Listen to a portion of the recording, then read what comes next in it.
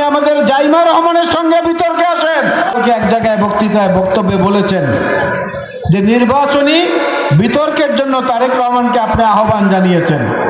আমি আপনাকে অনুরোধ করব, তারেক রহমান সাহেব পরে আসুক, উনি তো অনেক ব্যস্ত, আপনার মতোই ব্যস্ত নির্বাচনী কাজে। আপনি আমাদের জাইমা রহমানের সঙ্গে বিতর্কে আসেন।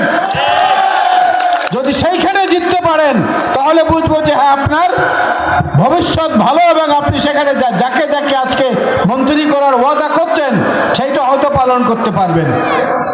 এছাড়া আর কোনো কারণ আমি দেখতে পাচ্ছি না। আপনি যে কখন কি বলেন, কখন কি করেন, এগুলো নিয়ে সমালোচনা করতে গেলে একরকমের গীবত হবে। তারপরেও যেটুকু পরিষ্কার করা দরকার সেই প্রসঙ্গে আমি বলতে চাই, অনেক মার্কা আজকে নির্বাচনের মাঠে আপনারা দেখেন। লাঙ্গল আছে, দাড়িপাল্লা আছে, ট্রাক আছে, ফুটবল আছে, মই আছে, কলম আছে, অনেক প্রতীক আছে। এই প্রত্যেকটি মার্কা মানুষ ইচ্ছা করলে সৃষ্টি করতে পারে, বানাতে পারে। লাঙ্গলও বানাতে পারে, দাড়িপাল্লাও বানাতে পারে, ফুটবলও বানাতে পারে, মইও বানাতে পারে, কলমও বানাতে পারে।